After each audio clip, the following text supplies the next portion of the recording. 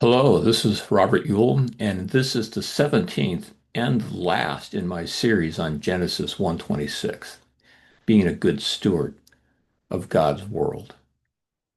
Today we're going to talk about why recycling is a bad word. What has happened that has made this true? The problem with recycling is it's failing. The system is overloaded. Many things which people try to recycle are in fact not recyclable, and certainly not in the volumes that people have been collecting them.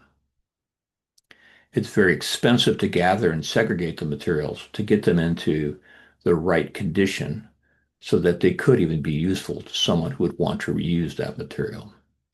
Let's just take a look at the current market value of highly recycled items. The best is aluminum. It's worth 35 cents a pound. That's its market value. So once you've got all those cans gathered, collected, crushed, sitting in a bale, in a bin, you can sell it to someone who will melt it back into aluminum cans for 35 cents a pound. Glass, cardboard, 5 cents a pound. Not very much. And you've done a lot of handling to get it into that condition. Paper's even worse, only 2.5 cents a pound. Plastic has negative value. There is no financial benefit to recycling plastic. Keep in mind, that means that we're expending lots of resources, environmental footprint to try and recycle plastic. And most of what we do doesn't actually end up in the plastic being recycled at all. Of recyclable items in the US, only 32% are recycled. Of that, residential runs about 21%. Commercial is much better. They're better organized and set up to recycle materials. And when it comes to plastic, the actual amount of plastic that is being recycled in the United States is not significant. Very little is. We used to send a lot of it to China. China is refusing to receive American plastic for recycling because it was as much as 80% trash, and they did not want to be the dump for American garbage.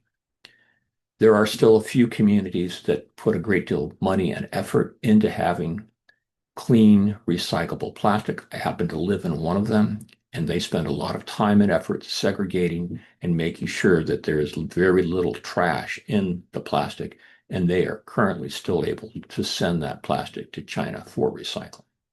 But keep in mind, we're expending a lot more resources in doing this than we're saving. So this is not a good solution if we want to be good stewards. The recommended solutions is what I'm going to cover now, which is reuse and upcycling. And I'll explain those terms to you. So let's take a look at packaging, because packaging, by the way, dominates the waste streams. I know that because I managed waste streams for my company. So these are the sort of questions I would ask people in my company to get them thinking about why we use so much packaging and receive so much packaging. What do you buy that has no packaging?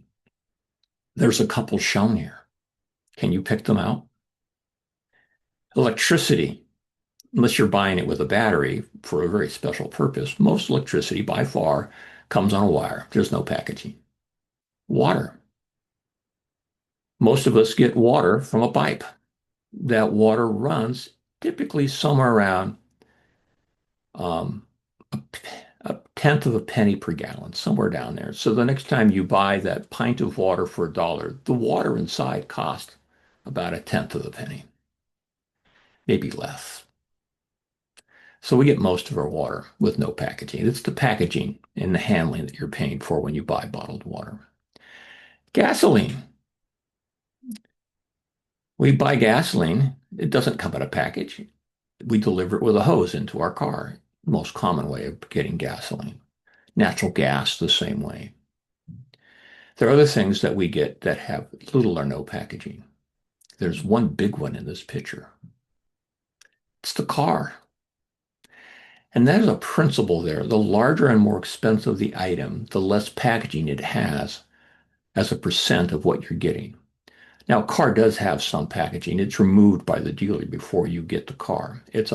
Typically they have a plastic film they put on all the interior to protect it during the manufacturing process. But it's pretty low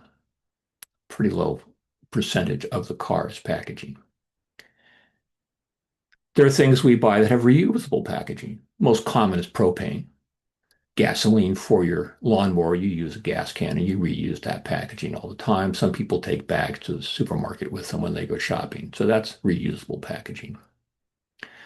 Some people have packaging that they can reuse elsewhere. Jars with lids are wonderful. If you go into the garage, that's what my nuts and bolts are kept in. I reuse them for that. That particular one shown can actually be used as a drinking glass if you want to do that. That was a popular thing to do back when I was a kid. Get jelly jars that you could use as a drinking glass. They would have pictures of cartoon characters on them and stuff like that. It used to be fruit and vegetables used to be come with no packaging. They're starting to use packaging on them now. So what can you do? How can you purchase things so there's less packaging? Well, we just touched on it. Do you really need to have the 8-pack apples, or can you go to the apple area and just pick some apples up and put them in the bag you brought with us? That's using quite a bit less packaging. But the one I wanted to focus on is the upper left, bulk buying. Don't buy one croissant. You buy a whole package of them. And if you're curious, that's a picture of Costco, who's the master of selling you things with as little packaging as possible. They're really good at it. And not only that, your groceries, they don't put them in a bag. They put them in the box that the groceries came in the first place. So Costco does a lot to reduce the packaging waste in the world. So I promised you a couple case studies. First one is the product that we didn't sell. Because the customer kept asking us, why do you only use the plastic film once? And those are the rolls of plastic film that we were using to make their product. We use them once and throw them away as we make the product.